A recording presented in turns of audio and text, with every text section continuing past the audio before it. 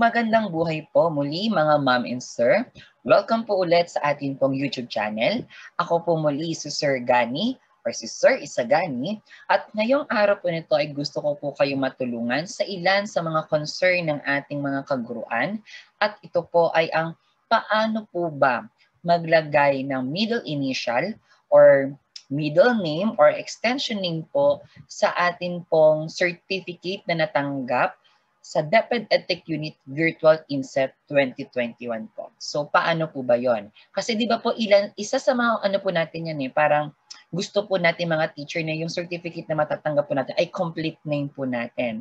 Kaso nga lang once we log in po dito sa ating pong LMS po, mapapansin niyo lang po na meron lang po kayong first name and meron din po kayong surname. But hindi pa included yung inyo pong extension name and middle name or middle initial po. So paano po ba siya i-edit? May solution po ba dito, Sir Gani? Ang sagot po, meron po. So paano po natin siya gagawin? Okay po. So punta po tayo dito po sa may upper right side po ng ating pong LMS at makikita niyo po dito ang ating pong profile picture po. Sa right side po ng ating profile picture, meron pong parang arrow na pababa po na to. Click lang po natin yan. And makikita po natin yung mga options from our name hanggang logout po. So click po natin ito pong salitang profile. Po.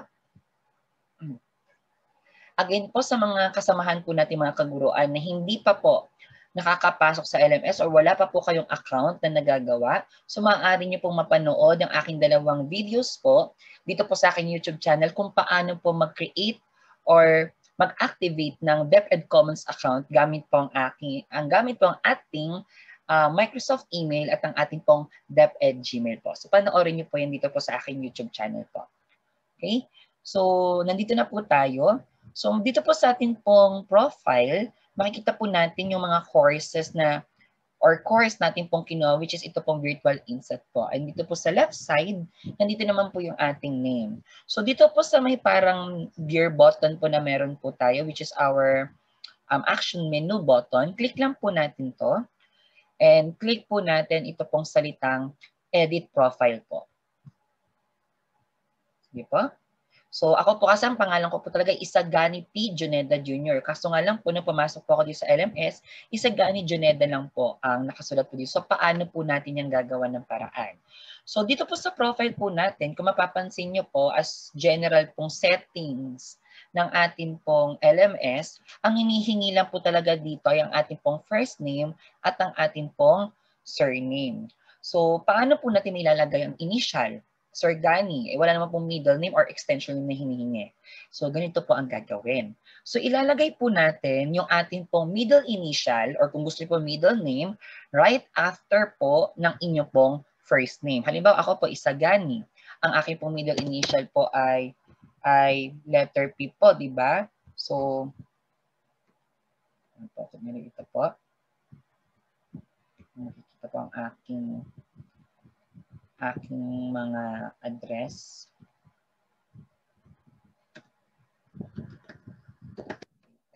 So, halimbawa sa akin po, Isagani P. Okay po, yan na po siya. Tapos po, ang surname nyo po, ayan, kung halimbawa pa ang extension niyo po sa mga kalalakihan ay may junior po kayo sa after po na inyong pangalan, ng surname rather. So, pwede nyo pong ilagay dito po yung junior right after po ng inyong pong surname. Okay po? So, pwede po dyan. Pero kung ang inyo pong extension name po ay nandito po sa may first name po ninyo, which is Isagani Jr., so pwede nyo po siya dito ilagay sa may after po ng inyong pong first name. Make sure po na may space po sa pagitan po ng inyong pong name at ng middle initial nyo po, ng inyong surname at ng inyong pong extension name. Kung kayo naman po sa babae, meron po kayong Maria na pangalan po which is MA. Po. So maaari niyo po yung ilagay dito po sa inyo pong before your first name, tapos space, tapos ito pong first name po ninyo. Okay? So kung okay na po at na-edit nyo na po itong lahat, so punta na po tayo dito. Click lang po natin ito pong update profile po. Okay? Sige po, click po natin. Tingnan po natin kung gagana po talaga na meron na po tayong kumpletong pangalan sa ating pong LMS. Tingnan po natin. So far po, kung nakikita nyo po, medyo mabagal-bagal pa po yung LMS. Pero compared naman po sa mga nakaraang kasagsagan po ng inset natin, medyo sobrang bagal po yun. Ngayon po medyo okay naman po. Okay, so kung mapapansin nyo po, ayan, nasa preferences pa rin po tayo. Punta na lang po tayo dito po sa ating pong dashboard. Ito pong sa ating right side po. Ayan yung parang may orasan po dito. Ayan, click po natin yung dashboard para bumalik po ulit tayo. So mapapansin nyo po, nagbago na po ang atin pong pangalan. So, kompleto na po yan. So, ngayon po, halimbawa, Sir Gani, nakaprint na ako ng certificate na walang middle initial yung certificate ko. Pwede ko ba ulit i-download yung certificate ko sa lahat from day 1 to 5 hanggang sa certificate of recognition? Lalabas ba itong edited na name ko po? Ang sagot po, yes po. Okay, kaya wag po kayong mag-alala. At least kompleto na po yung name po ninyo. So ako po, punta na po ako dun sa akin pong course, which is yung ating virtual inset po. Pupunta na po ako dun sa loob. At tingnan po natin kung mada-download po natin siya ng po. Okay, sige po. Pupunta na po ako dito sa may certificate of recognition po. So kung ano po yung binago nating pangalan, so from day 1 to 5, affected na po yan yung mga certificate natin. Lalabas na po dun yung tamang ginawa po natin. Pero again po, kung kayo po ay nakapag-print na po ng inyong pangalan at na wala pong middle initial or extension name, pwede nyo po ulit i-print or i-download ito pong mga certificate po natin with edited na pong pangalan po ninyo. So, click lang po natin ito po ulit na Virtual Inset Certificate of Recognition po. And congratulations po sa ating lahat dahil nakakuha na po tayo ng ating certificate po. Thank you, DepEd EdTech Unit po. So, click lang po natin ito pong View Certificate.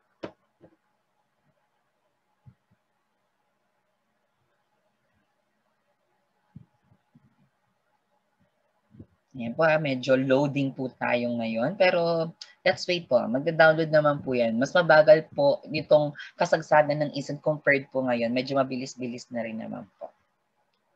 Okay po. So, downloading na po. Kung makapakikita niyo po, downloading na po yung aking certificate. Okay, tingnan po natin. Kung makikita po natin sa certificate yung ating name. Wait lang po. X ko lang to. May lumabas. Tingnan po natin. Medyo loading pa rin po ating... Okay, so kung mapapansin nyo po, ayan. So yung name po natin ay ito na po siya. So edited version na po siya ng ating pong certificate. Okay po? So sana po no, nakatulong po ito pong video po sa inyo at kung nagustuhan at nakatulong po itong video po sa inyo, don't forget po to subscribe po sa aking YouTube channel at marami pa po akong may upload po ditong videos and don't forget to click the notification bell po para updated po kayo sa mga bagong videos po na i-upload ko po na alam ko pong makakatulong po sa atin pong mga kaguruan. Maraming salamat po and God bless us po sa ating lahat. Kaya po natin po. And congratulations po sa ating lahat. Paalam po.